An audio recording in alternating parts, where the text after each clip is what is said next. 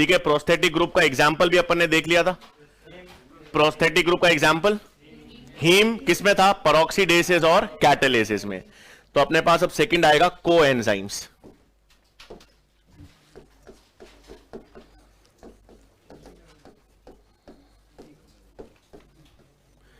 अब कोएंजाइम्स कैसे जुड़ी होंगी, लूजली या टाइटली, लूजली। तो लिख लेंगे कोएंजाइम्स में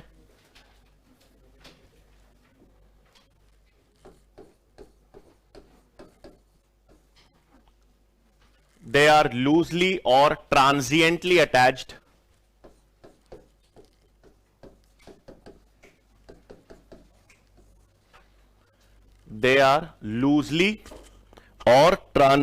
attached to the apoenzyme.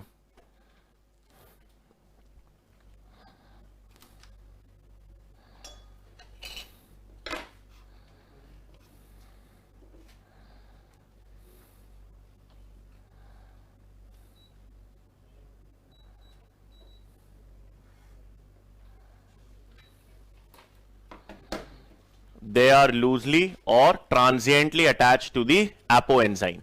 फिर अपन ने यह भी देखा था कि ज्यादातर कोएंजाइम्स किससे डिराइव होती हैं, विटामिन बी कॉम्प्लेक्सेस से। तो ज्यादातर कोएंजाइम्स किससे डिराइव होंगी, बी कॉम्प्लेक्सेस। कैसे, फॉर एग्जाम्पल अपने पास विटामिन बी1 क्या होता है, थियामीन। इस थियामीन से कौन सी कोएंजाइम बनती है, टीपीपी। टीपीपी जिसे कहते हैं थियामीन पायरोफॉस्फेट। फिर आपके पास नेक्स्ट होता है विटामिन बी2। बी2 होता है राइबोफ्लेविन। उससे कौन सी कोएंजाइम्स बनती हैं, एफएडी और एफएमएन। इनका full form flavin adenine dinucleotide और फ्लेविन मोनो न्यूक्लियोटाइड। तो आपके पास B1 से कौन सी कोएंजाइम बन रही है, टीपीपी। B2 से कौन सी, FAD FMN. Vitamin B3 niacin जिसे कहते हैं, इससे कौन सी कोएंजाइम बनती है, NAD और NADP। हाँ, वो पीएच रिड्यूस फॉर्म हो गया उसका, निकोटिनामाइड एडिनिन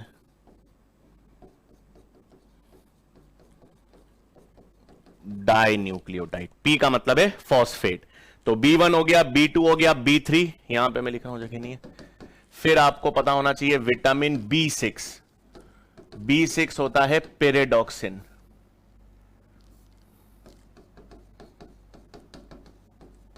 B6 से कौन सा कोएंजाइम बनता है, पीपीपी। पीपीपी का फुल फॉर्म, एक्चुअली रुको यहां जगह नहीं है मेरे पास,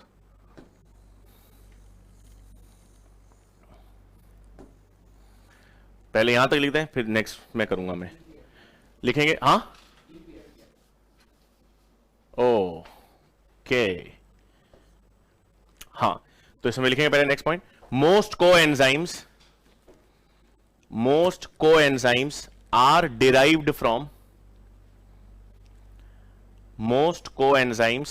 derived from vitamin B complexes.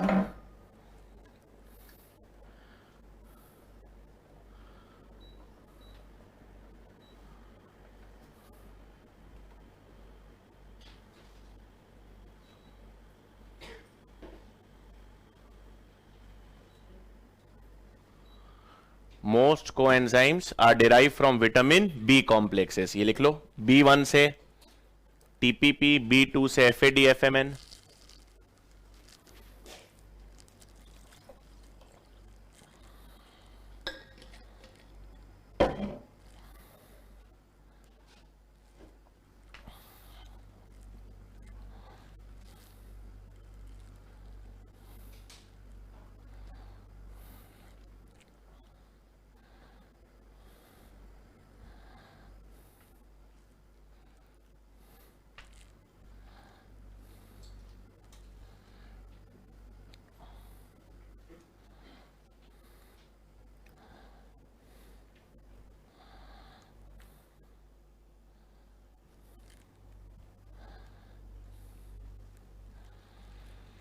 B2 riboflavin है, राइबोफ्लेविन से FAD और FMN।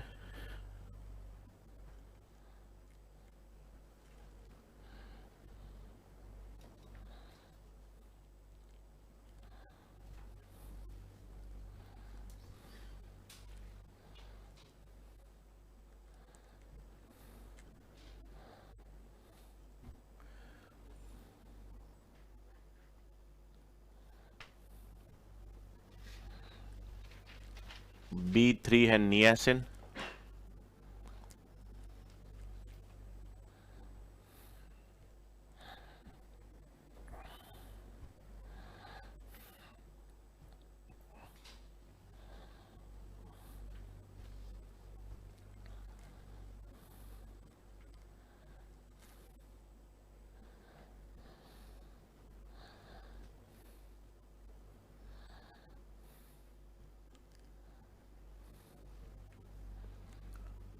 B3 नियासिन है, नियासिन से NAD और NADP।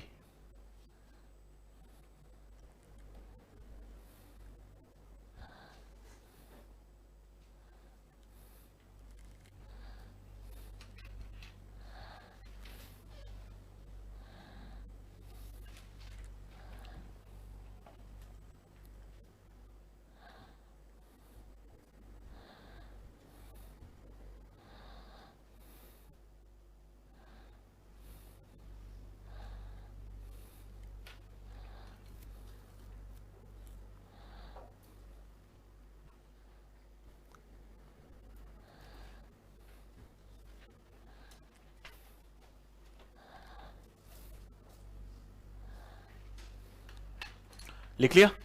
B1 हो गया, B2 हो गया, B3 हो गया, आगे ले रहा हूं, बाकी ले लो आगे सबने। फिर विटामिन होता है आपके पास पैंटोथिनेट, B5 भी कह सकते हो इसको आप। ये विटामिन B5 है। इससे कौन सा कोएंजाइम बनता है? Coenzyme A। फिर B6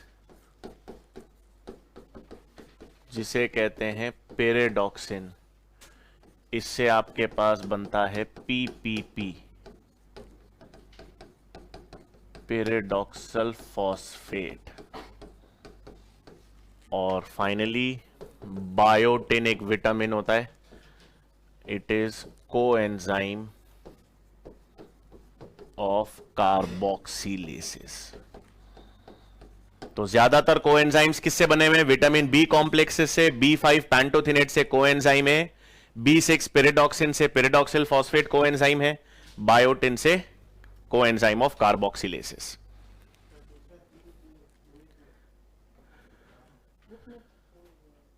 अच्छा, मतलब ये क्यों है? PPP क्यों लिखते हैं इसको?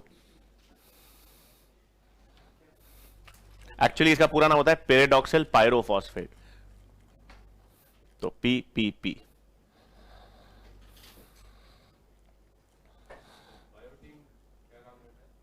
बायोटिन एक विटामिन है, हाँ विटामिन बी है। इसको देखो, ये नया विटामिन है ना, तो इसको कुछ किताबें B7 लिखती हैं, कुछ B4 लिखती हैं, बट आपको देखो स्टैंडर्ड कन्वेंशन में B1 है, B2 है, B3 है, B4 नहीं लिखा, B5 है, B6 है, B7 नहीं है। तो बायोटिन को आप कुछ किताबें B4 भी मानती हैं, कुछ B7 भी मानती हैं, लेकिन इसलिए क्या कहते हैं, सब्जेक्टिव चीज है, इसलिए अपन को बायोटिन याद रखना है। B12 तो साइनोकोबैलामीन है, वो उससे कोई कोएंजाइम नहीं बनती। विटामिन B12 साइनोकोबैलामीन क्या करता है? शाबाश, आरबीसी को मैच्योर करने में काम करता है। हाँ, फोलिक एसिड और B12, तो वो कोएंजाइम्स नहीं है, वो डायरेक्टली आरबीसी को मैच्योर करते हैं, और इसलिए उनकी डेफिशिएंसी हो जाती है तो अनीमिया हो जाता है।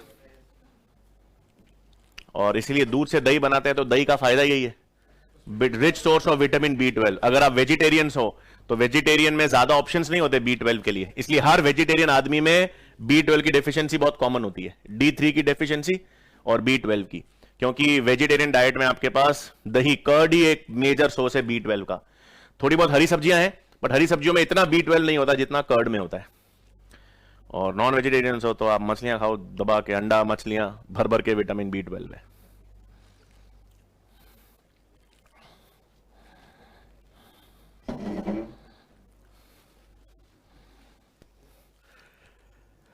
ठीक है, तो ये अपने पास सारी कोएंजाइम्स हो गई। कोएंजाइम्स किससे डिराइव हो गई? विटामिन से। फिर तीसरा क्या आ गया आपके पास? Metal ions. तो तीसरी कैटेगरी मेटल आयंस। इसमें भी आपको एग्जांपल्स याद रखने।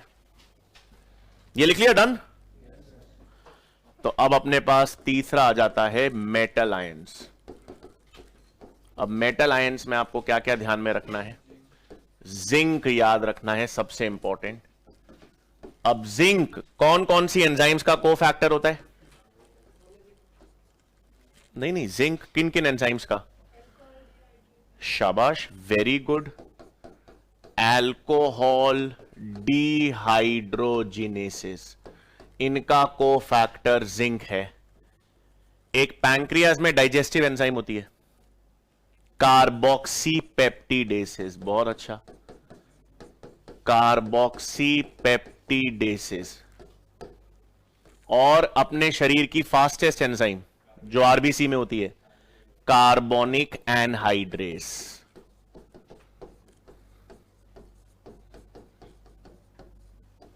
तो अल्कोहल डिहाइड्रोजिनेसिस, कार्बोक्सीपेप्टिडेसिस, कार्बोनिक एनहाइड्रेसिस, इन सब का को फैक्टर क्या है? जिंक। मतलब इन एंजाइम से आप जिंक निकाल दो तो ये काम कैटालिसिस नहीं कर पाएंगी। ये फास्टेस्ट एंजाइम है जो हमारे आरबीसी में होती है, ये पैंक्रियाटिक डाइजेस्टिव जूस में मिलती है। और अल्कोहल डिहाइड्रोजिनेस, इथेनॉल, फर्मेंटेशन होता है यीस्ट में, इथेनॉल और CO2 बनता है, तो उसमें कौन सी एंजाइम काम करती है? Alcohol dehydrogenase. एक सेकेंड। फिर दूसरा को फैक्टर मैंने ले लिया यहां पर, मैग्नीशियम। मैग्नीशियम कहां कहां होता है? मैग्नीशियम कौन कौन सी एंजाइम्स का को फैक्टर? फोटोसिंथेसिस में सबसे इंपॉर्टेंट एंजाइम रुबिस्को होती है, रुबिस्को का को फैक्टर मैग्नीशियम। C4 प्लांट्स में पेपकेज या पेप कार्बोक्सिलेज होती है, उसका को फैक्टर भी मैग्नीशियम। रेप्लिकेशन और ट्रांसक्रिप्शन में कौन काम करता है? डीएनए और आरएनए पॉलीमरेसिस। तो डीएनए और आरएनए पॉलीमरेसिस, इन सब का को फैक्टर मैग्नीशियम। और ग्लाइकोलिसिस में काइनेसिस एंजाइम काम करती है, हेक्सोकाइनेसिस, फॉस्फोफ्रक्टोकाइनेसिस, उन सब का को फैक्टर भी मैग्नीशियम। मैंने कहा ना, देखो बायोमोलिक्यूल्स, मैंने कहा ना बायोमोलिक्यूल्स के तार सारे पूरा बायोलॉजी में जुड़े हुए हैं। हम लोग डाइजेशन मतलब सारा बायोलॉजी पढ़ते हैं, बट उसका एसेंस तो कहां पर आ रहा है? बायोमोलिक्यूल्स। हमको पहले अमाइनो एसिड्स पता होने चाहिए, फिर प्रोटीन्स, फिर एंजाइम्स, फिर कार्बोहाइड्रेट्स, फिर लिपिड्स, तो सब आसान हो जाता है। अब ये सारी एंजाइम्स हमारे, ये सब कहां आएंगी? पूरे ह्यूमन फिजियोलॉजी में, ये प्लांट फिजियोलॉजी में। तो ये सारी एंजाइम्स के सब क्या है? को फैक्टर। लिखो फिर आगे बताओ। ये नाइट्रोजन फिक्सेशन में कौन सी एंजाइम चाहिए होती है? नहीं, एंजाइम कौन सी? को फैक्टर नहीं बताया आपने। नाइट्रोजन फिक्सेशन में कौन सी एंजाइम काम करती है? अरे शाबाश। तो नाइट्रोजिनेज के लिए को फैक्टर मोलिबिडेनम होता है।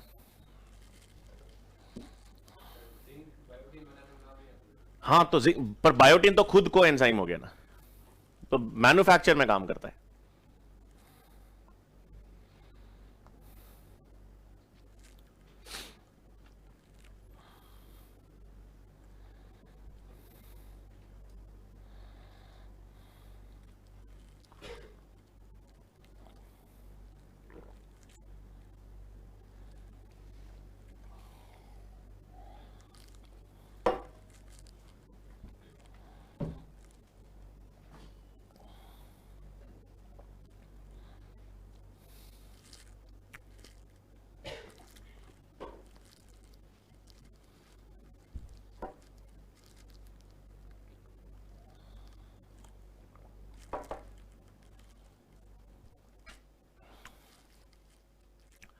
वो एक जेनेटिक बीमारी होती है जिसमें स्किन मेलानिन नहीं बनता,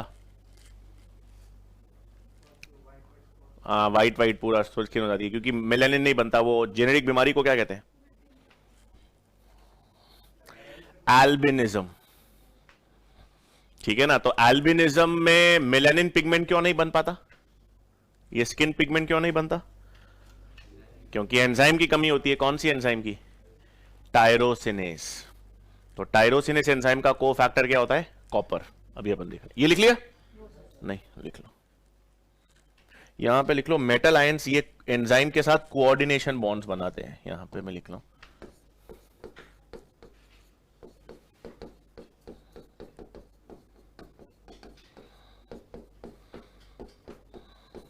एपो एंजाइम के साथ कोऑर्डिनेशन बॉन्ड्स।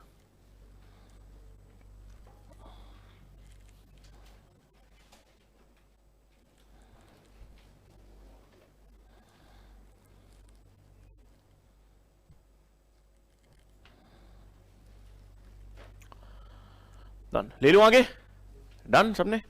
नेक्स्ट अभी मेटल आयंस, जिंक हो गया, मैग्नीशियम हो गया, फिर यहां पर कॉपर। कॉपर आपके पास किन एंजाइम में होगा, टायरोसिनेस, और ईटीसी में एक एंजाइम होती है ना साइटोक्रोम रिडक्टेज, या वो हम बाद में देख लेंगे, टायरोसिनेस लिख लो अभी आप। फिर कॉपर के बाद मॉलिब्डेनम,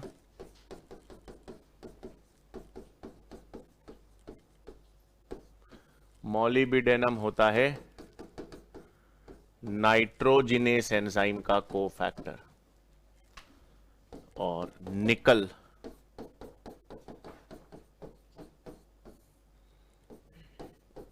यूरिएस एंजाइम का कोफैक्टर।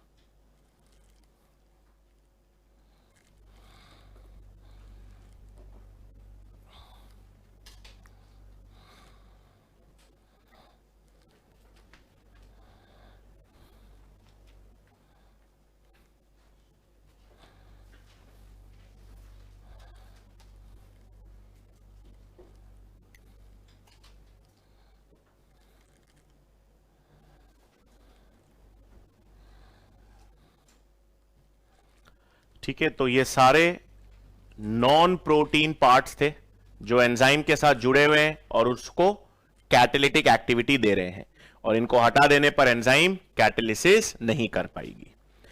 ठीक है, फिर अब हेडिंग आएंगे आज हम एंजाइम इनहिबिशन। किसका? बीमारी का, एल्बिनिज्म पढ़ेंगे जेनेटिक्स में। बस ठंड लग रही है आपको इतनी जल्दी?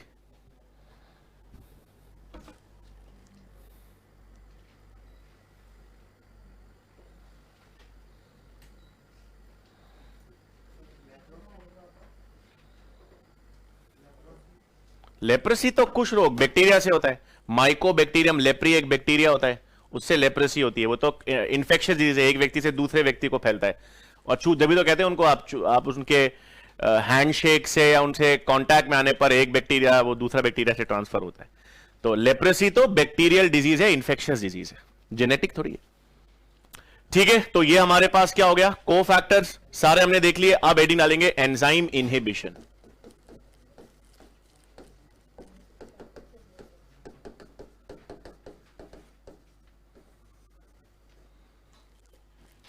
ये और ठंडा हो गया है ना, ये मुझे लगा, पर मैंने तो टेम्परेचर बढ़ाया।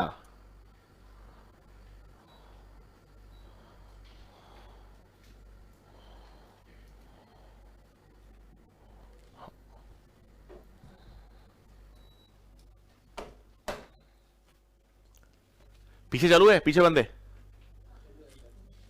चलो ठीक है भाई। तो अब देखो एंजाइम इनहिबिशन में हमारे पास सबसे पहला एंजाइम इनहिबिशन हम पढ़ेंगे कंपेटिटिव इनहिबिशन।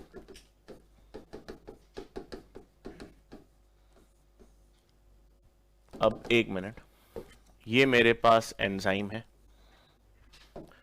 और ये एंजाइम से जुड़ने वाला सबस्ट्रेट है।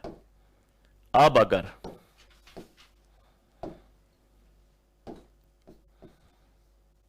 ये मेरे पास आई ले लिया मैंने इनहिबिटर, ये मैंने ले लिया एस यानी सबस्ट्रेट।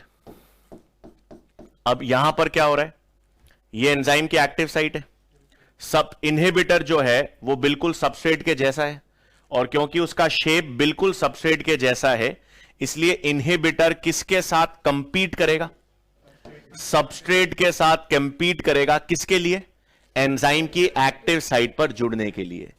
और अगर वो इनहिबिटर एंजाइम से जुड़ जाए, इस कंपटीशन में अगर इनहिबिटर जीत जाए और इनहिबिटर एंजाइम की एक्टिव साइट पे जाके जुड़ जाए तो ये एंजाइम इनहिबिटर कॉम्प्लेक्स बनेगा, ये एंजाइम काम नहीं कर पाएगी और इस इनहिबिशन को हम क्या कहेंगे? Competitive inhibition. कंपेटिटिव इनहिबिशन का सिंपल सा मतलब है कि जो इनहिबिटर है वो किसके जैसा है? सबस्ट्रेट के जैसा है, इसीलिए वो किसके साथ कंपीट करेगा? सबस्ट्रेट के साथ कंपीट करेगा। किसके लिए? एंजाइम की एक्टिव साइट पे जुड़ने के लिए। और अगर वो एंजाइम की एक्टिव साइट पे जुड़ जाएगा तो उस इनहिबिशन को क्या कहेंगे? Competitive inhibition. ऐसा कहां पर देखा जाता है? ऐसा देखा जाता है कि एंजाइम के लिए सक्सिनेट डिहाइड्रोजिनेस। किसी को आइडिया ये एंजाइम कहां पढ़ते हैं अपन? शाबाश, क्रेब्स साइकिल की एंजाइम है ये। तो सक्सिनेट डिहाइड्रोजिनेस के लिए सबस्ट्रेट क्या होता है? सक्सिनेट। ये सक्सिनेट को जोड़ती है और उसको फ्यूमरेट में कन्वर्ट करती है। लेकिन सक्सिनेट डिहाइड्रोजिनेस के लिए कंपेटिटिव इनहिबिटर क्या होता है? मैलोनेट। मतलब अगर ये एंजाइम सक्सिनेट डिहाइड्रोजिनेस है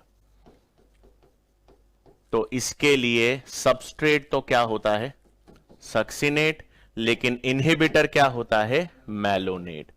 और इसका मतलब मैलोनेट और सक्सिनेट का स्ट्रक्चर लगभग एक जैसा है। तो मैलोनेट अगर एंजाइम से जुड़ जाएगा तो इस इनहिबिशन को क्या कहेंगे? Competitive inhibition. अब आप मुझे बताओ, इस कंपेटिटिव इनहिबिशन को मैं रोक सकता हूं क्या? सप्रेस कर सकता हूं क्या? कैसे? शाबाश। अभी एक सबस्ट्रेट है, एक इनहिबिटर है, दोनों के जुड़ने की प्रोबेबिलिटी 50-50 है। तो अगर मैं सबस्ट्रेट की कॉन्सेंट्रेशन बढ़ा दूं, अगर मैं सबस्ट्रेट की कॉन्सेंट्रेशन बढ़ा दूं तो इनहिबिटर के जुड़ने की प्रोबेबिलिटी कम होती जाएगी। तो इसका मतलब कंपेटिटिव इनहिबिशन एक रिवर्सिबल इनहिबिशन भी है। इसको हम सप्रेस कर सकते हैं। कैसे? सबस्ट्रेट की कॉन्सेंट्रेशन बढ़ाकर। तो अब आप मुझे बताओ, हमारे पास दो वेरिएबल्स पढ़े थे हमने, Vmax और Km। कंपेटिटिव इनहिबिशन के दौरान Km की वैल्यू बढ़ेगी, घटेगी या सेम रहेगी? आराम से सोच के बताना मुझे। कंपेटिटिव इनहिबिशन को हम सबस्ट्रेट की मात्रा बढ़ाकर सप्रेस कर सकते हैं। जैसे सबस्ट्रेट की मात्रा ज्यादा होगी तो वो इनहिबिटर को नहीं जुड़ने देगा और सप्रेशन नहीं होगा इनहिबिशन। तो Km पर क्या फर्क पड़ेगा? बढ़ेगा। आज इनहिबिटर नहीं होता तो कम सबस्ट्रेट से काम हो जाता, लेकिन इनहिबिटर है इसलिए आपको ज्यादा सबस्ट्रेट चाहिए। ज्यादा सबस्ट्रेट चाहिए तो Km की वैल्यू, तो कंपेटिटिव इनहिबिशन में Km की वैल्यू बढ़ जाती है और Vmax क्या रहता है? सेम रहेगा, क्योंकि अब सबस्ट्रेट बढ़ गया तो इनहिबिशन नहीं होगा, Vmax सेम ही रहेगा।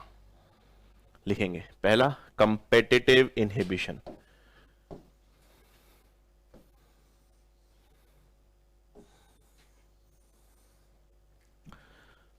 In this type of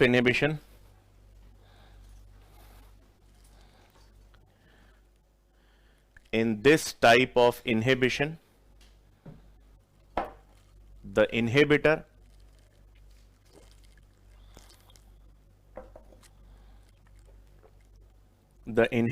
is analogous to the substrate. The inhibitor is analogous to the substrate.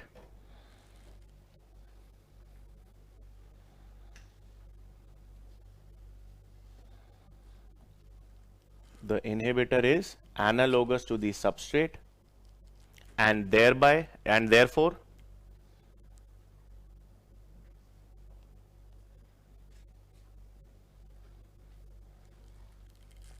and hence क्या लिखा है मैंने? And therefore it competes with the substrate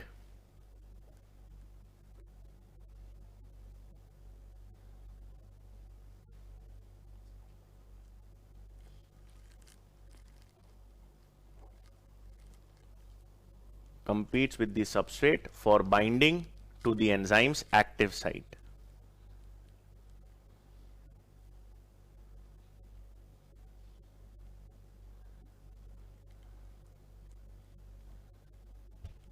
For binding to the enzyme's active site.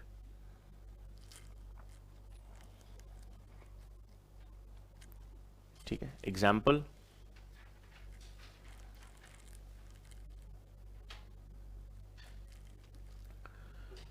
Example में malonate is a competitive inhibitor. Malonate is a competitive inhibitor.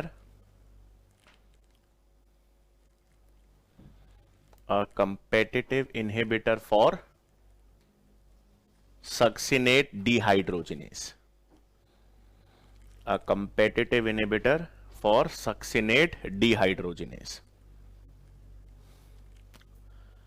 ठीक है, एक example आप और लिख सकते हो, ये एक सल्फा ड्रग्स होती हैं। सल्फा ड्रग्स हम यूज करते हैं बैक्टीरिया को मारने के लिए। क्यों? बैक्टीरिया में फोलिक एसिड बनता है। ये आपको पता है कि आपने अगर नोट किया होगा कि जब आपको कोई इंफेक्शन हो जाता है स्टमक में या इंटेस्टीन्स में या गले में, तो डॉक्टर एंटीबायोटिक्स लिखता है, और डॉक्टर जब एंटीबायोटिक्स लिखता है तो उसके साथ साथ विटामिन बी कॉम्प्लेक्स भी लिखता है। और अगर आप विटामिन बी कॉम्प्लेक्सेस नहीं लेते हो तो छाले पड़ जाते हैं ज्यादा एंटीबायोटिक्स लेने के बाद। फोलिक एसिड मतलब बी कॉम्प्लेक्स। क्यों? एंटीबायोटिक्स के साथ विटामिन बी कॉम्प्लेक्सेस क्यों देते हैं? क्या क्या क्या कारण है? विटामिन के लिए क्या रेजिस्टेंस?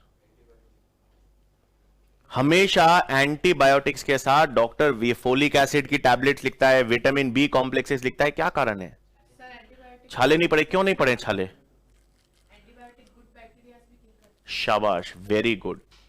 जो एंटीबायोटिक्स आप लेते हो, इसलिए तो अमेरिका में तो बैन है, बच्चों को आप एंटीबायोटिक्स दे नहीं सकते, क्योंकि एंटीबायोटिक्स के साइड इफेक्ट्स कितने हैं। एंटीबायोटिक्स खराब बैक्टीरिया को तो मारती मारती है, अच्छे बैक्टीरिया को भी मारती है।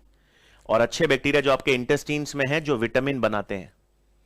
हमारे लार्ज इंटेस्टीन्स में ऐसे बैक्टीरिया होते हैं जो क्या बनाते हैं? खुद विटामिन बनाते हैं, फोलिक एसिड बनाते हैं, B12 बनाते हैं। तो जब आप एंटीबायोटिक्स ले रहे हो तो वो खराब के साथ साथ अच्छे बैक्टीरिया को भी मार रहे हैं। अच्छा बैक्टीरिया मर रहा है तो आपके शरीर में किसकी डेफिशिएंसी हो जाएगी?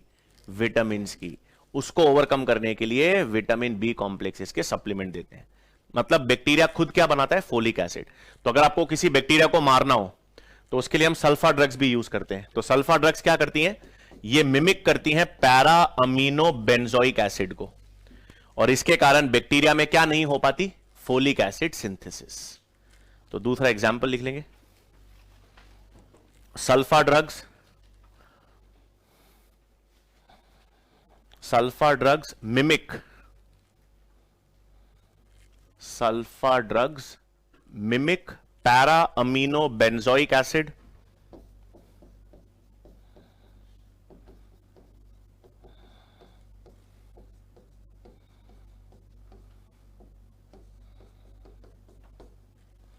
sulfur drugs mimic para-amino benzoic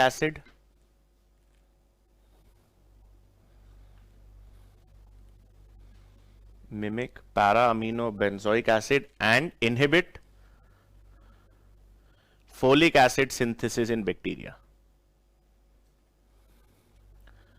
And inhibit folic acid synthesis in bacteria.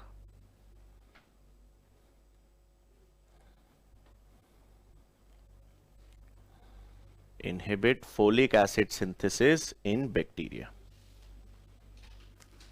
फिर एक नोट लिखेंगे, इंपॉर्टेंट है दो इसमें, कंपेटिटिव इनहिबिशन में। पहला, competitive inhibition can be suppressed bye competitive inhibition can be suppressed by increasing the substrate concentration. Competitive inhibition can be suppressed by increasing the substrate concentration.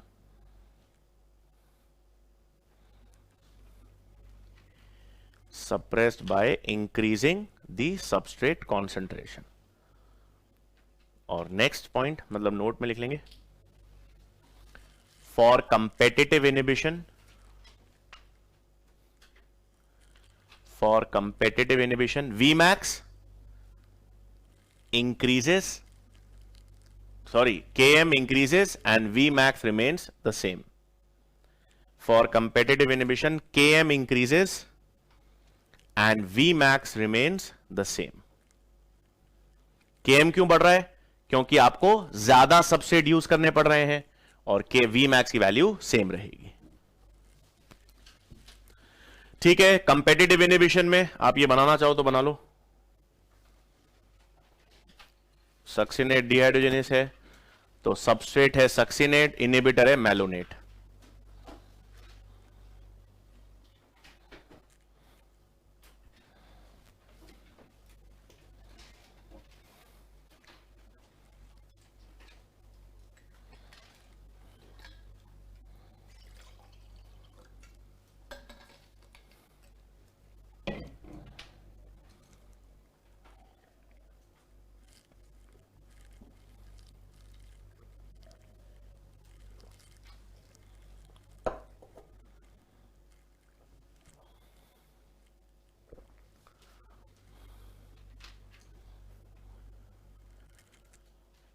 ये पीछे से मुक्का मारा आपको किसी एंजाइम, अपनी एंजाइम मुड़ गई वो एंजाइम आपके पीछे से. मुच्छी हुई एंजाइम बनी उनकी.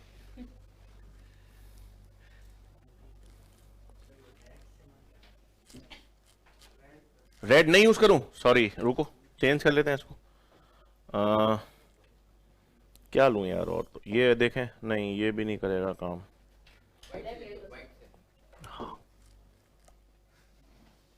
बिल्कुल सही. Okay, I am so sorry. ये वाला इसमें वाइट नहीं है, येलो ही कर देते हैं. वाइट यूज करना है, करेक्ट. ओह, यहां पर भी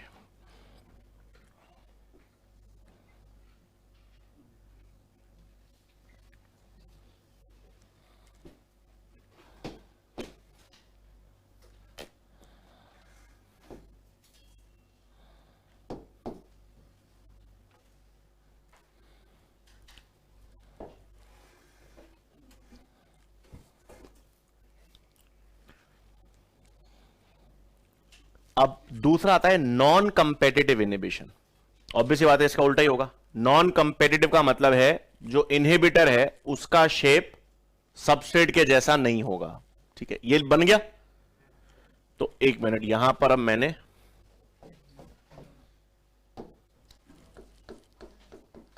नेक्स्ट ले लिया जिसे कहते हैं नॉन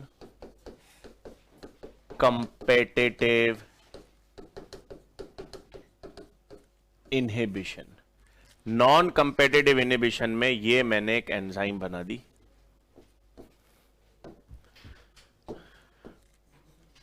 ये सबस्ट्रेट है और ये इनहिबिटर है. इनहिबिटर का शेप सबस्ट्रेट के जैसा नहीं है, और क्योंकि इनहिबिटर का शेप सबस्ट्रेट के जैसा नहीं है, इसका मतलब ये इसके साथ तो कंपीट करेगा ही नहीं. कंपीट नहीं करेगा, इसका मतलब इनहिबिटर एक्टिव साइट पे जुड़ेगा ही नहीं. ये इनहिबिटर किसी और जगह जाके जुड़ेगा, और जब ये किसी और जगह जाके जुड़ेगा उसके कारण एंजाइम की एक्टिव साइट चेंज हो जाएगी, और चेंज हो जाएगी तो वो किसको बाइंड नहीं कर पाएगा?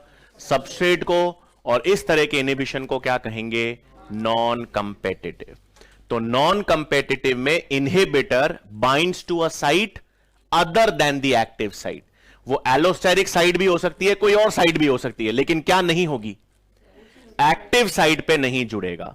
और एक्टिव साइट पे नहीं जुड़ेगा तो सबस्ट्रेट को कैसे रोक रहा है? कहीं और जुड़ेगा तो एंजाइम की एक्टिव साइट फोल्डिंग चेंज हो जाएगी, और उसके कारण वो किससे बाइंड नहीं कर पाएगा? सबस्ट्रेट से बाइंड नहीं कर पाएगा. इसका सबसे कॉमन एग्जाम्पल है साइनाइड. साइनाइड किसको इनहिबिट करता है?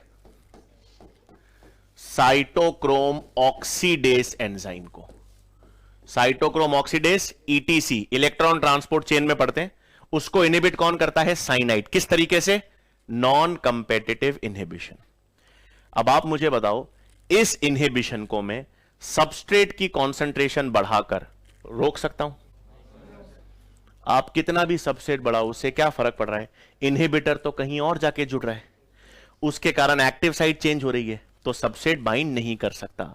मतलब इस इनहिबिशन को सबस्ट्रेट की मात्रा बढ़ाकर कम नहीं कर सकते। तो इसका मतलब है इस केस में आपका वी मैक्स कम होगा और के एम एप्लीकेबल ही नहीं है क्योंकि सबसेट तो जुड़ ही नहीं रहा। तो के एम इज नॉट एप्लीकेबल या के एम में कोई चेंज नहीं है और क्या कम हो जाएगा, वी मैक्स कम हो जाता है। लिखेंगे next, non competitive inhibition. In this type of inhibition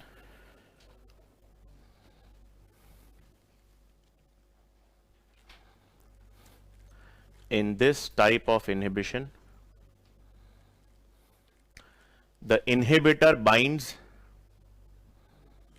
in this type of inhibition, the inhibitor binds to a site other than the active site. Inhibitor binds to a site other than the active site. Inhibitor binds to a site other than the active site and causes inhibition. Other than the active site and causes inhibition. Example, inhibition of cytochrome oxidase, inhibition of cytochrome oxidase by cyanide.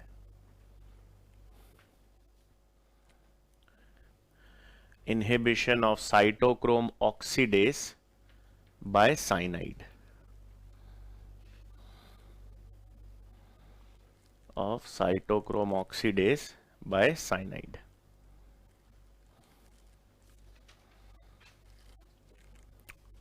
ठीक है, फिर एक note लिखेंगे,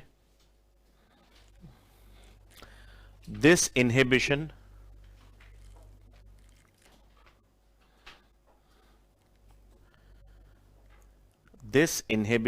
cannot be suppressed by, this inhibition cannot be suppressed by increasing the substrate concentration. Cannot be suppressed by increasing the substrate concentration. Or next point, for non-competitive inhibition,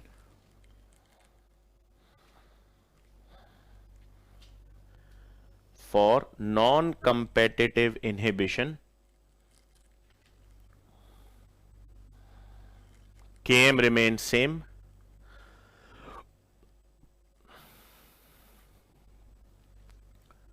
and Vmax decreases.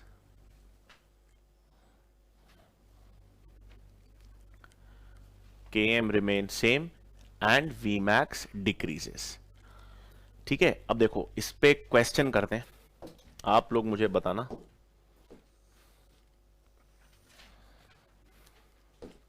मैंने graph बनाया, ये S substrate concentration है, V rate of reaction है, ठीक है।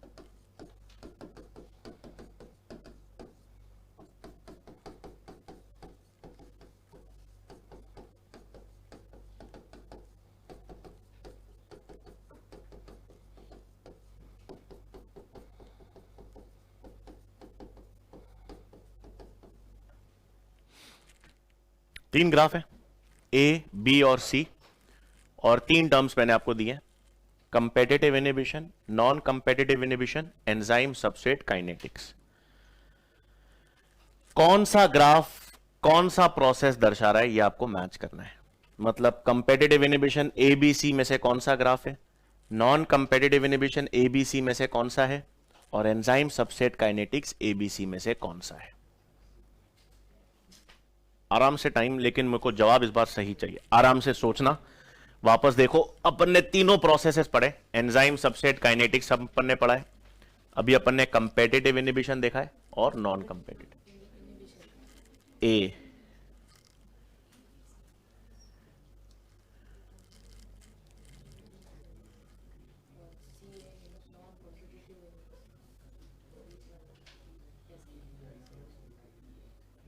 और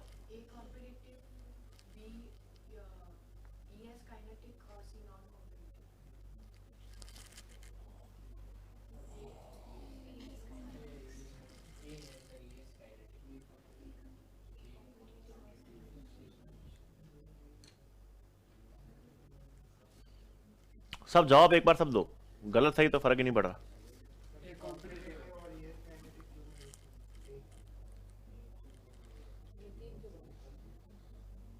तीन बनाए तो तीनों अलग अलग तो है। सी वाला नॉन कंपेटिटिव है, सब बोल रहे हो, बिल्कुल सही। ए कॉम्पिटिटिव है, बी बचा नहीं, तो मैंने कब बोला कि ए सही है।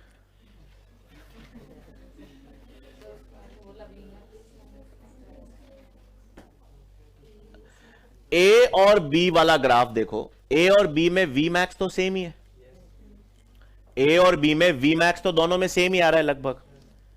एंजाइम सबस्ट्रेट काइनेटिक्स का ग्राफ रेक्टेंगुलर हाइपरबोला होता था, तो ए वाला रेक्टेंगुलर हाइपरबोला नहीं है। दूसरा, अगर आपको और एक और देखना है, कंपेटिटिव इनहिबिशन के अंदर वी मैक्स तो सेम रहता है लेकिन के एम बढ़ जाता है।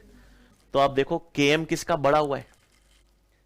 आज यहां पर अगर वी मैक्स बाई 2 है तो यहां पर के एम आ रहा है, सही। ये ग्राफ ए के लिए और ग्राफ बी के लिए के एम बढ़ गया, तो के एम इंक्रीज हो रहा है, मतलब कौन सा कंपटीशन है, कंपेटिटिव। और के एम इसलिए बढ़ गया लेकिन वी मैक्स सेम है। ए क्या है, बी, वी मैक्स सेम है लेकिन उसके लिए ज्यादा के एम चाहिए, तो बी क्या है, और सी तो हमको पता है वी मैक्स कम ही होता है, इस इनहिबिशन को सप्रेस आप कर ही नहीं सकते, तो गिर ही रहा है। सी क्या है,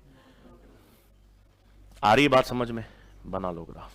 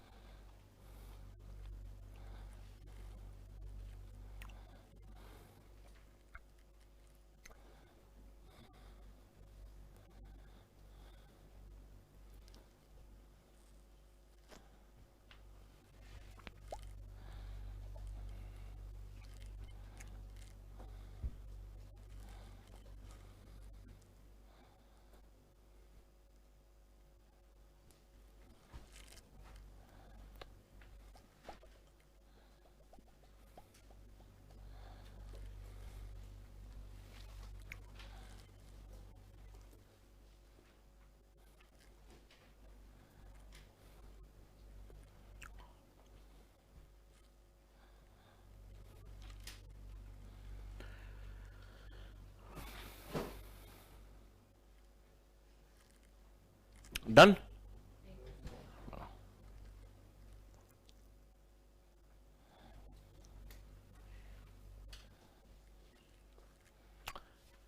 तीसरा और आता है, हम देखेंगे भी अनकंपेटिटिव इनहिबिशन। नॉन तो अपन ने देख लिया, तीसरा क्या आएगा, अनकंपेटिटिव। इसमें क्या हो रहा है, ले लूं आगे। अब एक मिनट देखो, तीसरा आता है अपने पास अनकंपेटिटिव इनहिबिशन। ये इंटरेस्टिंग है क्योंकि ये बहुत रेयर होता है। अनकंपेटिटिव इनहिबिशन में क्या होता है, ये एंजाइम है, इसके साथ कौन जुड़ेगा, सबस्ट्रेट। अब ये एक इंटरेस्टिंग चीज क्यों है, क्योंकि अनकंपेटिटिव इनहिबिशन में सबस्ट्रेट के साथ ही कौन जुड़ जाता है, इनहिबिटर। अनकंपेटिटिव इनहिबिशन में इनहिबिटर सबस्ट्रेट के साथ जुड़ जाता है। अब ये सबस्ट्रेट किसके साथ जुड़ेगा, एंजाइम की एक्टिव साइट के साथ। तो आपके पास एक टर्नरी कॉम्प्लेक्स बनेगा। नॉर्मली बाइनरी कॉम्प्लेक्स बनता है, या तो एंजाइम सबस्ट्रेट या एंजाइम इनहिबिटर। यहां पर एक टर्नरी कॉम्प्लेक्स बन रहा है, एंजाइम सबस्ट्रेट इनहिबिटर, और यह कॉम्प्लेक्स आगे काम नहीं कर सकता। तो इस तरह के इनहिबिशन को क्या कहते हैं, अनकंपेटिटिव। अनकंपेटिटिव में इनहिबिटर सबस्ट्रेट के साथ जुड़ जाता है, और ये दोनों सबस्ट्रेट की एंजाइम के एक्टिव साइट पे जुड़ेंगे और अब कोई काम नहीं करने देंगे। इस इनहिबिशन को कहते हैं अनकंपेटिटिव। हमारे ब्रेन के अंदर होते हैं ग्लूटामेट रिसेप्टर्स, तो काफी दवाइयां इन रिसेप्टर्स को ब्लॉक करने के लिए यूज की जाती हैं। वो किस प्रिंसिपल पे काम करती हैं, अनकंपेटिटिव इनहिबिशन। इसमें आपको ध्यान रखना है Vmax भी कम होगा और सबस्ट्रेट और जुड़ नहीं पाएगा, तो Km की वैल्यू भी कम। इस इनहिबिशन में Vmax और Km दोनों कम हो जाते हैं। पेन के लिए, पेन को कम करने के लिए यूज कर सकते हैं, दूसरा आप कोई डायग्नोसिस के लिए यूज कर सकते हैं। तो अनकंपेटिटिव inhibition, in this type of inhibition,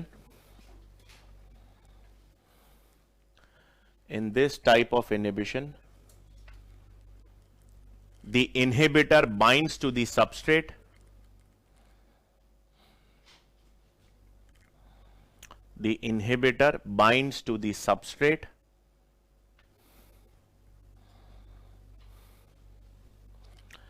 and a ternary complex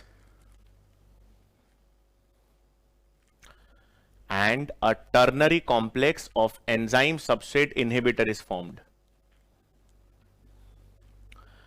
And a ternary complex of enzyme substrate inhibitor is formed. And a ternary complex of enzyme substrate inhibitor is formed, which is a dead end complex. Dead and मतलब आगे काम नहीं कर सकता, which is a dead and complex.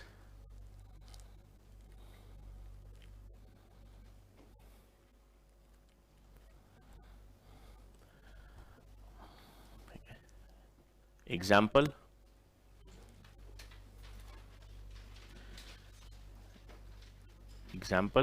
inhibition of glutamate receptors in brain.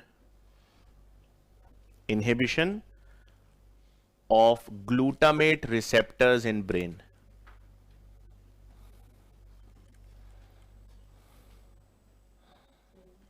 Inhibition of glutamate receptors in brain.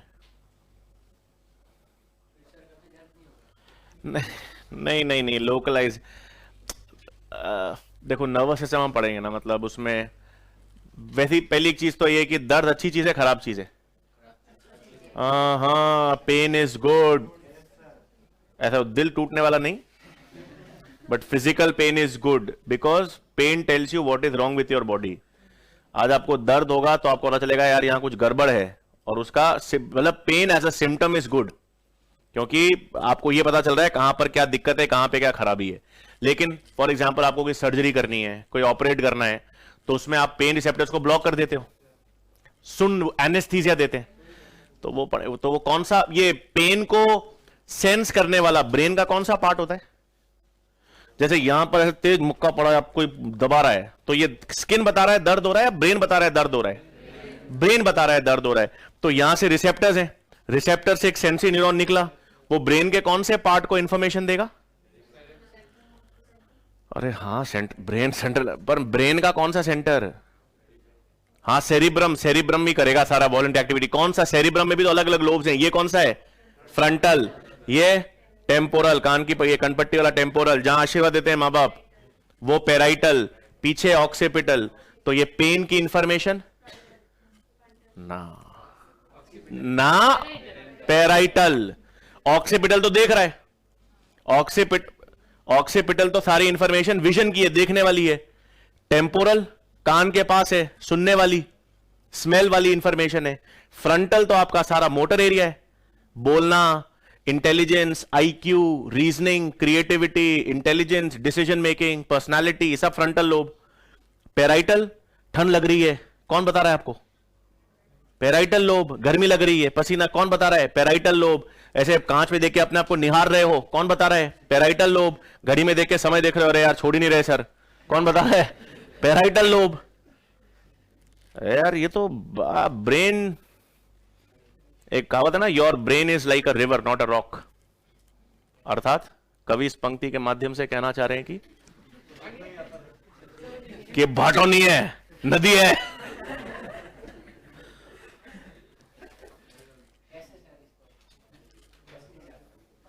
रोशनी डालें, प्रकाश डालें, किस में? मतलब स्टेटमेंट पे या उस पे? तो यार आपने कभी नहीं, पर आपने कभी सोचा है जैसे आप कोई चीज आप याद कर रहे हो तो वो याद, मेमोरी क्या है? मतलब आपको चीजें याद है, जैसे आप पढ़ रहे हो, समझ रहे हो, उसको याद रख रहे हो, तो वो याददाश्त, मेमोरी, ये है क्या? मतलब कोई पार्टिकल, कोई चीज है या ऐसे ही हवा में? क्या मेमोरी इज व्हाट? मेरे को चीजें याद है तो वो याद, वो मेमोरी, वो क्या बन रहा है?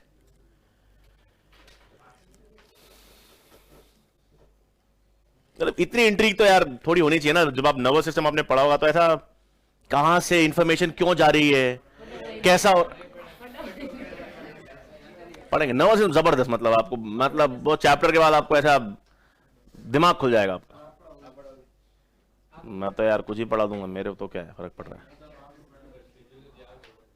यार। वो टाइम का इशू रहता है यार, उधर एक तो यहां पर होती है, फिर वहां होती है, फिर उधर होती है यार। मेरे को इतनी जगह भेज रखा है। अरे फर्स्ट ग्रेड की होती है, सेकंड ग्रेड के बैच होता है। पेन करेंगे एक वो बैच खत्म हो जाएगा मेरे ख्याल से। इस मंथ का इशू है, अगस्त से कोई इशू नहीं रहेगा। अगस्त से मैं फ्री हो जाऊंगा काफी। पहले ये लिख लो एक बार, वी मैक्स और केएम डिक्रीजेस। कल एंजाइम्स हम कंप्लीट कर लेंगे और कार्बोहाइड्रेट चालू कर देंगे यार। पूरा नहीं, मतलब यार उसको मैं ऐसे चित्र बना के बताऊंगा जबरदस्त, ब्रेन वाला, कौन से लोब पर क्यों कैसे जाती है। 3 एरिया होते हैं, सेंसरी, एसोसिएशन, मोटर। अभी तो समय नहीं है यार, बट करेंगे, डन। पर मेमोरी सोच के तो आना यार, याद रख रहे हो, वो याद क्या है? मेरे को 1 मिनट देख के कुछ नहीं मिलता है आपको। ऐसे देख के मिल जाती दुनिया में हर चीज। तो एग्जाम्पल लिख लिया और एक पॉइंट लिखना था मेरे को, for uncompetitive inhibition Vmax and Km decreases. या सिंपल लिख लो, Vmax और Km डिक्रीज होते हैं यार। Vmax एंड Km डिक्रीजेस, ठीक है। कल एंजाइम्स कंप्लीट करके कार्बोहाइड्रेट चालू करेंगे।